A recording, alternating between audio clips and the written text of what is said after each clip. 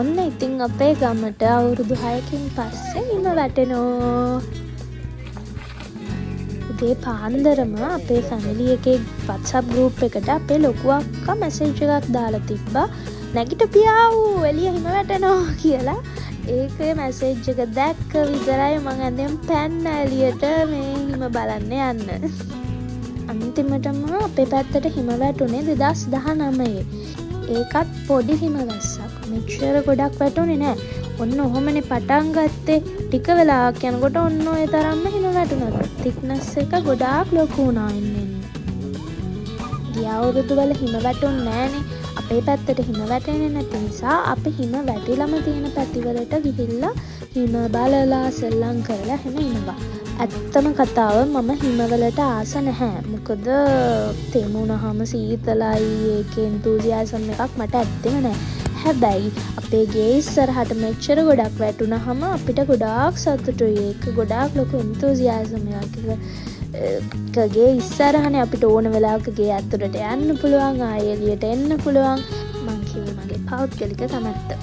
ඒත් ඉතින් පවුල අයත් එක්ක යන ට්‍රිප් වලදී මාත් එහෙම යනවා. හැබැයි ගිහිල්ලා වැඩි වෙලා එළියේ ඉන්නේ නැහැ, කාර් එක ඇතුළට යනවා.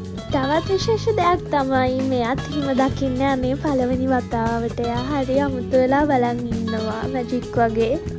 මෙයාට මැජික් වගේම අපිටත් මැජික් වගේම මෙහි ඉන්න ඉතාලි ජාතික මිනිස්සුන්ටත් මේ පාර ෆිරෙන්සි වලට හිම වැටිච්ච එක ගොඩක් ලොකු පුදුමයක්. නිකන් මිරැකල් එකක් වගේ. හැම තැනම සුදුයි. අපි කවදාවත් මේ විදිහට සුදු වෙනවා පලාතම සුදු වෙනවා ඉමෑජින් වෙලාවත් තිබුණේ නැහැ. ගස් අතු බර වෙලා පහලට හිම වැටිලා හිමවල බරට. ඔහොම ඉන්නකොට ඉතින් ඔන්න මම තීරණය කරා අපේ ලොකු අක්කලා ගෙදරට යන්න. විනාඩි 10ක දුරක් තියෙන්නේ පයින්. ඉතින් මං එයාලා ගෙදරට ඇවිදගෙන ගියා. ලොකු අක්කා මට දුන්නු යාළුවෝ තුන්දෙනාත් එක්ක සෙල්ලම් කරන්න තමයි මං ගියේ.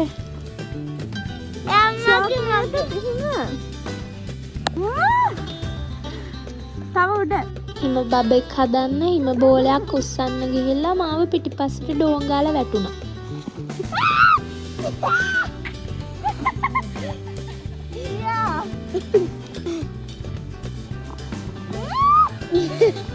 අපි 4 දෙනා කතා වෙච්ච විදිහට ලොකු හිම බබෙක් තමයි අන්තිමට හැදුනේ. මේ හිම බෝලේ නම් තනියෙන් උස්සන්න ගියේ නෑ. ඒක මමයි ලොකු බබයි දෙන්න එකතු වෙලා උස්සලා ඔන්න ඕම ඔළුව හැදුවා.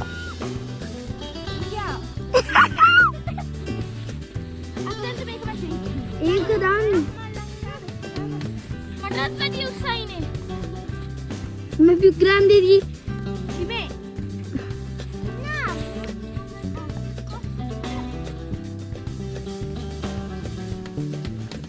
ඔන්න ඔහොමත් දෙහෙකුත් හයි කරලා ඊට පස්සේ නහයකුත් හයි කරලා සේස් දෙහෙකුත් හයි කරලා අන්තිමටම හිනාවකින් අපේ හිම බබාට පණ දුන්නා.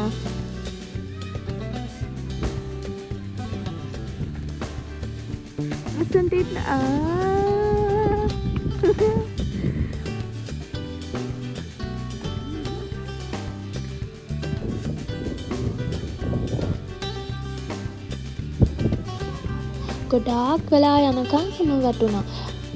ෆෝන් එකේ නම් පෙන්නුවේ අද වහිනවා කියලා. ඒත් වැස්සේ නෑ. හිම නම් වැස්සා හිත පිරෙන්න.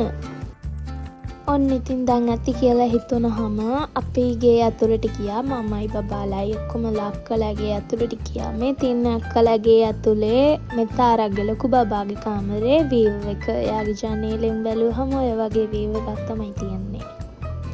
ඊට පස්සේ මමයි මස්සිනයි තීරණය කරා සුපර් මාකට් එකට ගිහිල්ලා ලසන්යක් හදන්න බඩු ගන්නයි පෙට්‍රල් ටිකක් අහගෙන එන්නයි කාර් එකට එළියට ගිහිල්ලා එන්න. ඒ වුණාට හිම හින්දා සුපර් මාකට් එකත් වහලා. ඊට පස්සේ අපි තීරණය කරා ගෙදර තියෙන බඩු වලින් ලසන්යක් හදන්න.